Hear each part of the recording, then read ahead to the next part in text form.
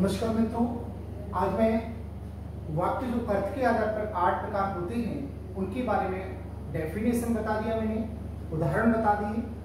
अब मैं आपको बताने जा रहा हूं कि आपके सामने उदाहरण होंगे, आप उनमें से कैसे पहचानेंगे कि यह वाक्य संदेहवाचक है, कि यह वाक्य विधानवाचक है, कि यह वाक्य विस्मयादिबोधक वाचक है, या यह वाक्य आपका प्रश्नवाचक है, या यह वाक्य संकेतवाचक है, या यह वाक्य संदेहवाचक है।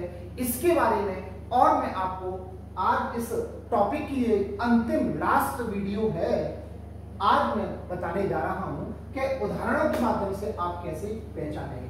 देखिए, मैंने 7 उदाहरण दिए हैं और इन 7 उदाहरणों में सभी उदाहरण अलग अलग वाक्य के बारे में बताते हैं। और कैसे पहचानेंगे हम, जैसा कि हम अभी तक मैंने बताया है आपको कि किस वाक्य के अंतर्गत विस्मय होता है, किसके अंतर्गत निषेध होता है, नहीं आता है, तब वो कौन सा वाक्य कहलाता है, किसके अंदर जब क्या, कहां, कब, क्यों प्रश्न आता है, ये शब्द आते हैं, और प्रश्नवाचक चिन्ह का प्रयोग किया जाता है, वहां आपका कौन सा वाक्य होता है, और जहां संकेत किया जाता है वहां कौन सा वाक्य होता है, जहां संदेह होता है वहां कौन सा वाक्य होता है। सारे डेफिनेशन 8 जो प्रकार होते हैं उन डेफिनेशन के बारे में अच्छे से बता दिया, उनकी आपको उदाहरण भी बता दिए।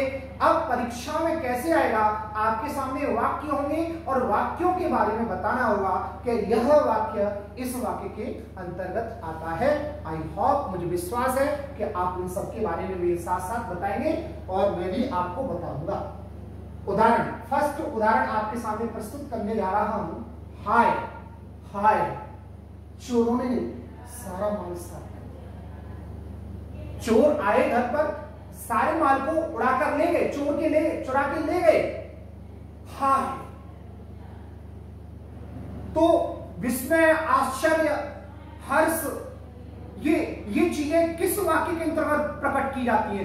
ये आपके विस्मयादिवाचक वाक्य के अंतर्गत प्रकट की जाती है। जैसा कि मैंने आपको अभी बताया था कि जिसमें आश्चर्य प्रकट किया जाए, विस्मय प्रकट किया जाए। हाय, सारा माल चोर ले गए। कौन ले गया? चोर ले गए। क्या करके? चुरा के ले गए। तो यहां आपका कौन सा वाक्य होगा? अच्छा, इस वाक्य की एक और पहचान बताऊं मैं आपको। इस वाक्य की एक और क्या पहचान है? एक यह पहचान है कि इसमें विस्मयादिबोधक चिन्ह आएगा। ये विस्मयादिबोधक चिन्ह है। इस प्रकार का ये विस्मय, अर्थात फुल स्टॉप, उसके नीचे बिंदी। फुल स्टॉप ये होता है, इसके नीचे बिंदी नहीं होती है, पूर्ण विराम कहते हैं इसको, और इसको विस्मयादिबोधक चिन्ह कहते हैं। विस्मय का बोध कराने वाला चिन्ह, उसको विस्मयादिबोधक चिन्ह कहते हैं। ये आएगा किन शब्दों की बात में? अरे,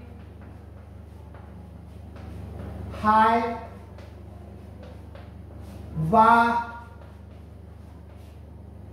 छी, इन शब्दों के बाद में ये आएगा। वाक्य के अंतर्गत ये आ जाए, ये चिन्ह आ जाए, ये वाला चिन्ह, विस्मयादिबोधक चिन्ह, वो 100% आपका वाक्य विस्मयादिबोधक वाक्य होगा। पहले शब्द की बात नहीं, और वो पहले शब्द कौन से होंगे? अरे, हाय, वाह, छी, ये शब्द होंगे। क्लियर? समझ में आ गया आपकी में? अरे राम, ये क्या हो गया? वाह, कितना सुंदर बगीचा है।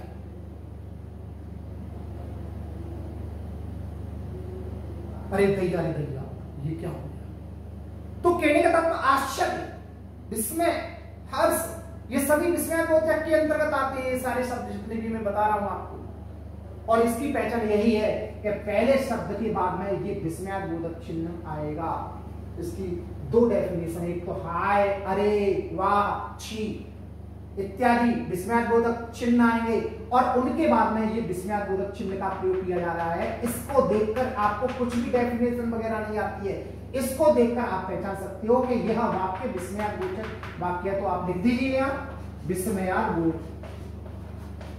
वाक्य, विस्मयादिबोधक बोधक या वाचक वाक्य।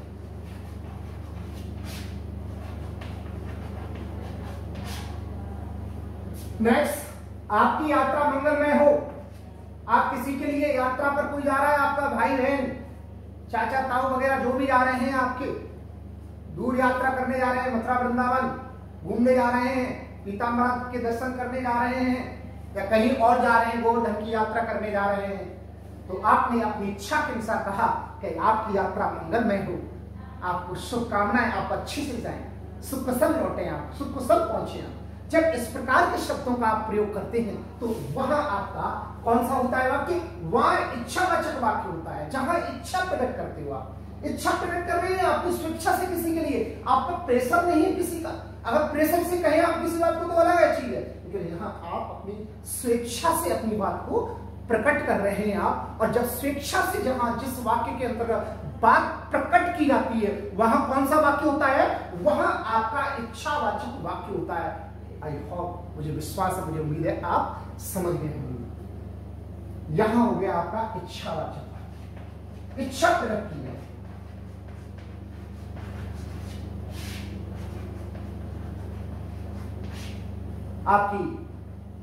आपको ढेर सारी शुभकामनाएं। आपने कोई अच्छा काम किया, आपने कोई गिफ्ट प्राप्त किया, पुरस्कार प्राप्त किया, तो जब पुरस्कार आपने प्राप्त किया तो आपने कहा वेरी गुड, बहुत अच्छा, कॉन्ग्रेचुलेशन, शुभकामनाएं, बधाइयां।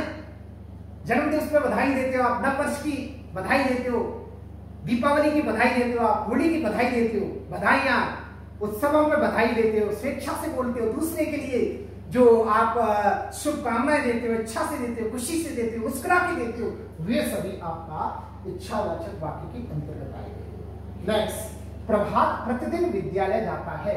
जैसा कि मैंने बताया था, प्रतिदिन विधि के अनुसार निश्चितता का बोध हो, जिसमें निश्चय के बारे में बताया जा रहा हो, सिंस अर्थात प्रभात प्रतिदिन, प्रतिदिन से यहां आपका ये पता लग रहा है कि प्रतिदिन शब्द विधि के अनुसार, विधान के अनुसार, नियम के अनुसार कार्य किया जा रहा है और निश्चितता का बोध करा रहा है। इस कारण से यह आपका विधानवाचक वाक्य हो गया।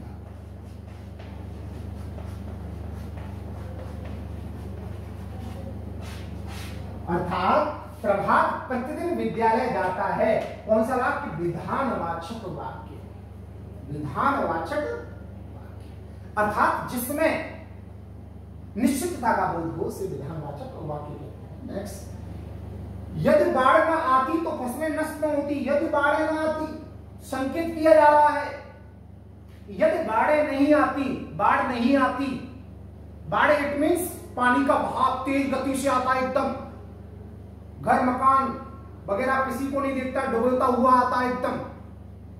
बाढ़ आ जाती, बाढ़ कहते हैं, बाढ़ आ गई, बाढ़ आ गई, भहो भहो भहो चिल्लाते हैं, कूदते हैं, बड़ी तेज गति से पानी आता है, किसी को नहीं देखता है, सबको बहाता हुआ ले जाता है। तो यही कहा जा रहा है यदि बाढ़ ना आती, बाढ़ की तरफ संकेत किया जा रहा है। यदि बाढ़ न आती तो फसलें नष्ट न होती। फसलें मींस जो आप बोते हो खेतों में, जो भी प्राप्त करते हैं आप खाद्यान्न, वे सभी फसलें कहलाती है।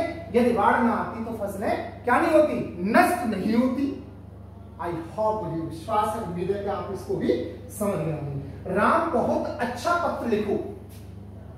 राम यहां लिख देता हूं मैं, यहां संकेतवाचक वाक्य है ये परीक्षा में इस प्रकार से आएगा, संकेतवाचक वाक्य। राम बहुत अच्छा पत्र लिखो।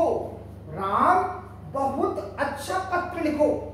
राम से कहा जा रहा है, किसी ने राम को कहा, दशरथ जी ने राम जी को कहा, राम अच्छा पत्र लिखो।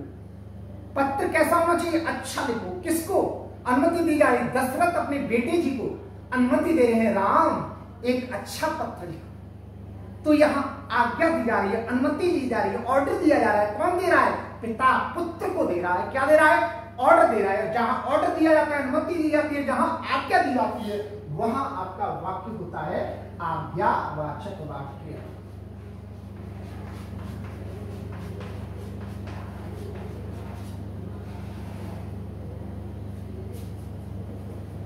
मैं कल विद्यालय नहीं जाऊंगा।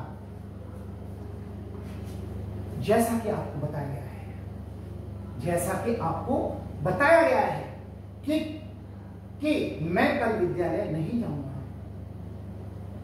मना किया है, निषेध किया है, नहीं किया, मना किया है। और ना मना जहां किया जाए, इंग्लिश में नॉट और नो का जब प्रयोग किया जाए, और हिंदी में नहीं, मना, निषेध, न, नहीं वगैरह का प्रयोग किया जाए, मना किया जाए, किसी काम को न करने के लिए कहा जाए, उसमें न करने वाली भावना प्रकट की जा रही हो, वहां आपका कौन सा वाक्य होता है? निषेधवाचक वाक्य। और यहां नहीं आ रहा है।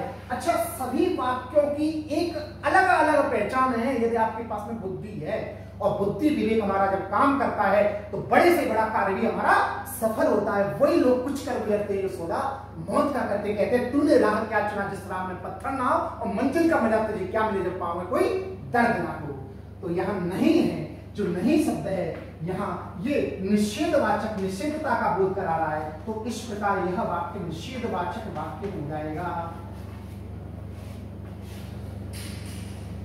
सबकी अलग अलग पहचान है। देखो यहां आपकी इच्छा प्रकट की जा रही है, यहां प्रतिदिन निश्चितता का बोध हो रहा है, यहां संकेत किया जा रहा है, यहां ऑर्डर दिया जा रहा है इस वाक्य में, और इस वाक्य में आपका नहीं का बोध कराया जा रहा है। तो आई होप, मुझे विश्वास और उम्मीद है आप इस वाक्य को भी समझ गए। मैं कल विद्यालय नहीं आऊंगा, अर्थात कल के बारे में बताया कि कल नहीं आऊंगा, नहीं, मना, निषेध किया जा रहा है कल के लिए कि मैं कल विद्यालय नहीं आऊंगा। नेक्स्ट, आप कहां से आ रहे हो? प्रश्नवाचक वाक्य की दो पहचान। प्रश्न किया जाए, पहले तो परिभाषा देख लीजिए, प्रश्न किया जाए जिसमें जिज्ञासा का भाव जिसमें छुपा हो, और दूसरी बात कहां, कब, क्यों वगैरह ये शब्द कहां आ गया यहां, और एक प्रश्नवाचक चिन्ह। यहां प्रश्नवाचक चिन्ह है, दो से आप पहचान सकते हो। 200% वाक्यों के अंतर्गत होंगे, कब, क्यों, कहां, प्रश्नवाचक शब्द होंगे और प्रश्नवाचक चिन्ह होगा। दो चीज होंगी, प्रश्नवाचक के अंतर्गत होंगी। तो इससे आप पहचान सकते हो यह वाक्य जो है वो प्रश्नवाचक वाक्य है। तो इस कारण से यहां प्रश्नवाचक वाक्य हो जाता है।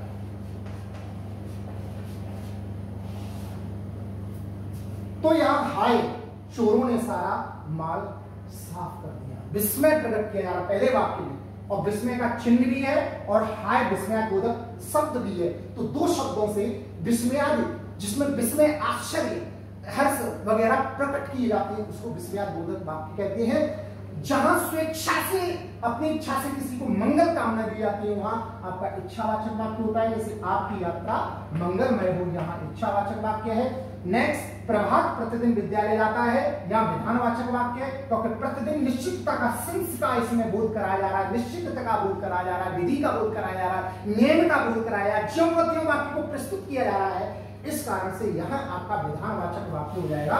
इसमें प्रभात प्रतिदिन विद्यालय जाता है। नेक्स्ट, यदि बाढ़ न आती तो फसलें नष्ट न होती। इस वाक्य में संकेत किया जा रहा है बाढ़ की तरफ, यदि बाढ़ न आती तो फसलें नष्ट न हो। फसलें क्या नहीं होती? नष्ट नहीं होती। किसके कारण होगी नष्ट? बाढ़ क्या?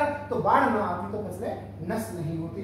तो इस प्रकार यहाँ संकेतवाचक वाक्य हो जाता है। राम बहुत अच्छा पत्र लिखो। दशरथ जी अपने बेटे राम को कह रहे हैं कि आप पत्र लिखो, अच्छा होना चाहिए, उनको अनुमति दे रहे हैं, आदेश दे रहे हैं उनको। तो जब पिता पुत्र को आदेश देता है तो आदेश देने में, जो कोई भी आदेश दे वह आदेश देने में आज्ञावाचक वाक्य होता है। नेक्स्ट, मैं कल विद्यालय नहीं आऊंगा। नहीं का बोध हो, जहां ना, मना, किसी काम के लिए नहीं कहा जा रहा हो, मना किया जा रहा हो, किसी काम से ना होने का बोध कराया जा रहा हो, वहां आपका निषेधवाचक वाक्य होता है। नेक्स्ट, आप कहां से आ रहे हो, यह प्रश्नवाचक वाक्य होता है। इसकी दो पहचान, एक तो कहां, कब, क्यों, कैसे, प्रश्नवाचक शब्द होंगे, दूसरा यहाँ प्रश्नवाचक शब्द होगा, दोनों ही। और यहाँ जो प्रश्नकर्ता होगा, जो वक्ता होगा, उसके मूल में जिज्ञासा का भाव छुपा हुआ होगा।